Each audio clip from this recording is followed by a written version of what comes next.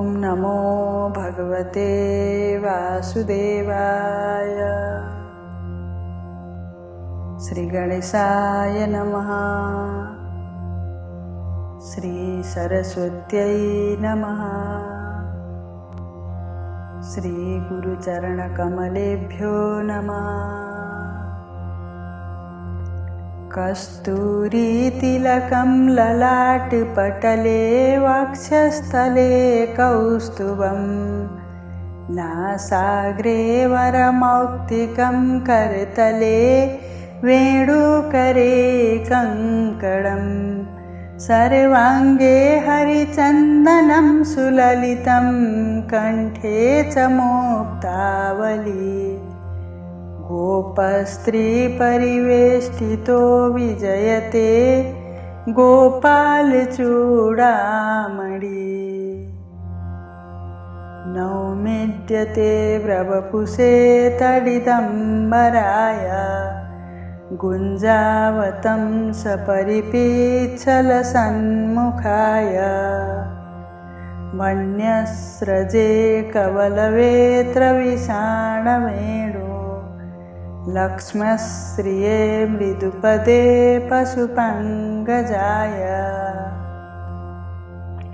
आनन्दमानन्दकरं प्रसन्नं ज्ञानस्वरूपं निजभावयुक्तं योगीन्द्रमैड्यं भवरोगवैद्यं श्रीमद्गुरुं नित्यमहं स्मरामि। जय श्री कृष्ण। कल के प्रसंग में हमने शुक्र क्षेत्र का महात्म्य तथा मासोपवास व्रत की विधि का वर्णन श्रवण किए थे। आज के प्रसंग में शालिग्राम शिला के पूजन का महात्म्य है। आइए श्रवण करते हैं। कार्तिकेय ने कहा, भगवान आप योगियों में श्रेष्ठ है। मैंने आपके मुख से सब धर्मों का श्रवण किया। प्रभु अब शालग्राम पूजन की विधि का विस्तार के साथ वर्णन कीजिए। महादेव जी बोले, महामते तुमने बहुत उत्तम बात पूछी है। वत्स तुम जो कुछ पूछ रहे हो उसका उत्तर देता हूँ, सुनो। शालग्राम शिला में सदा चराचर प्राणियों सहित समस्त त्रिलोकी लीन रहती है। जो शालिग्राम शिला का दर्शन करता, उसे मस्तक झुकाता, स्नान कराता और पूजन करता है, वह कोटि यज्ञों के समान पुण्य तथा कोटि गोदानों का फल पाता है। बेटा, जो पुरुष सर्वदा भगवान विष्णु की शालिग्राम शिला का चरणामृत पान करता है, उसने गर्भवास के भयंकर कष्ट का नाश कर दिया। जो सदा भोगों में आसक्त और भक्तिभाव से हीन है, वह भी शालिग्राम शिला का पूजन करके भगवत स्वरूप हो जाता है। शालिग्राम शिला का स्मरण, कीर्तन, ध्यान, पूजन और नमस्कार करने पर कोटि कोटि ब्रह्म हत्याओं का पाप नष्ट हो जाता है। शालिग्राम शिला का दर्शन करने से अनेक पाप दूर हो जाते हैं। जो मनुष्य प्रतिदिन शालिग्राम शिला की पूजा करता है, उसे न तो यमराज का भय होता है और न मरने या जन्म लेने का ही। जिन मनुष्यों ने भक्तिभाव से शालिग्राम को नमस्कार मात्र कर लिया, उनको तथा मेरे भक्तों को फिर मनुष्य योनि की प्राप्ति कैसे हो सकती है? वो तो मुक्ति के अधिकारी है। तो मेरी भक्ति के घमंड में आकर मेरे प्रभु भगवान वासुदेव को नमस्कार नहीं करते, वो पाप से मोहित है। उन्हें मेरा भक्त नहीं समझना चाहिए। करोड़ों कमल पुष्पों से मेरी पूजा करने पर जो फल होता है, वही शालिग्राम शिला के पूजन से कोटि गुना होकर मिलता है। जिन लोगों ने मर्त्यलोक में आकर शालिग्राम शिला का पूजन नहीं किया, उन्होंने न तो कभी मेरा पूजन किया और न नमस्कार ही किया। जो शालिग्राम शिला के अग्रभाग में मेरा पूजन करता है, उसने मानो लगातार 21 युगों तक मेरी पूजा कर ली। जो मेरा भक्त होकर वैष्णव पुरुष का पूजन नहीं करता, वह मुझसे द्वेष रखने वाला है। उसे तब तक के लिए नरक में रहना पड़ता है जब तक कि 14 इंद्रियों की आयु समाप्त नहीं हो जाती।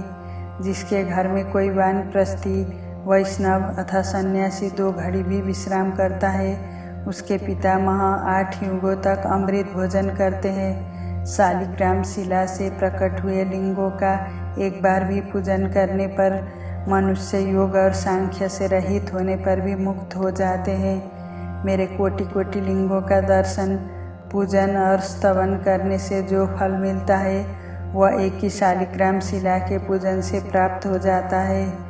जो वैष्णव प्रतिदिन 12 शालिग्राम शिलाओं का पूजन करता है, उसके पुण्य का वर्णन सुनो। गंगा जी के तट पर करोड़ों शिवलिंगों का पूजन करने से तथा लगातार 8 युगों तक काशीपुरी में रहने से जो पुण्य होता है वह उस वैष्णव को एक ही दिन में प्राप्त हो जाता है।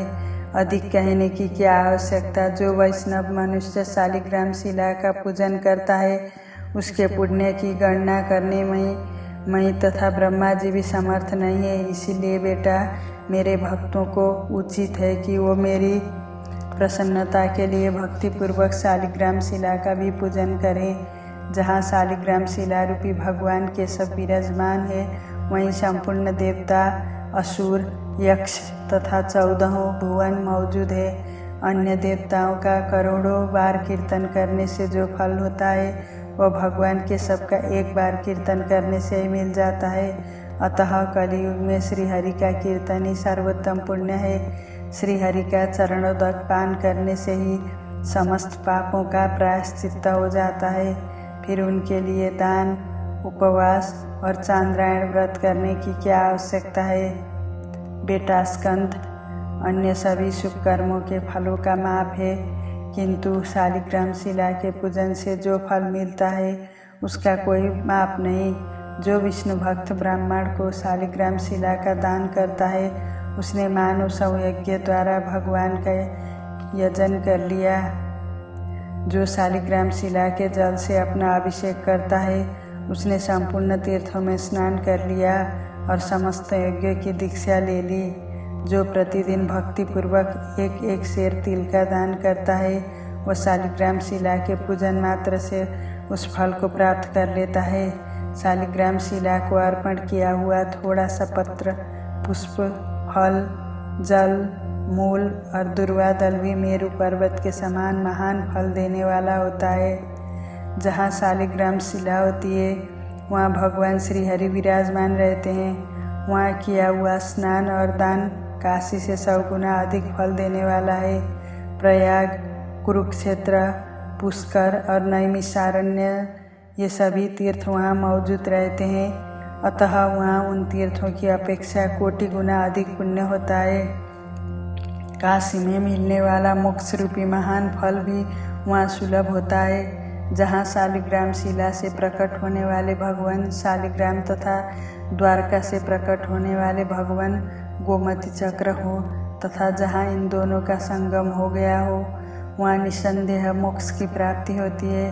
शालिग्राम शिला के पूजन में मंत्र, जप, भावना, स्तुति अथवा किसी विशेष प्रकार के आचार का बंधन नहीं है। शालिग्राम शिला के सम्मुख विशेषतः कार्तिक मास में आदरपूर्वक स्वस्तिक का चिन्ह बनाकर मनुष्य अपनी 7 पीढ़ियों का पवित्र कर देता है। जो भगवान के सबके समक्ष मिट्टी अथवा गेरू आदि से छोटा सा भी मंडल चौक बनाता है, वह कोटि कल्पों तक दिव्य लोक में निवास करता है। श्री हरि के मंदिर को सजाने से अगम्यागमन तथा अवक्षवक्षण जैसे पाप भी नष्ट हो जाते हैं। जो नारी प्रतिदिन भगवान विष्णु के सामने चौक पूरती है, वह 7 जन्मों तक कभी विधवा नहीं होती। आज की कथा को यहीं विश्राम देती हूँ। जय श्री राधे।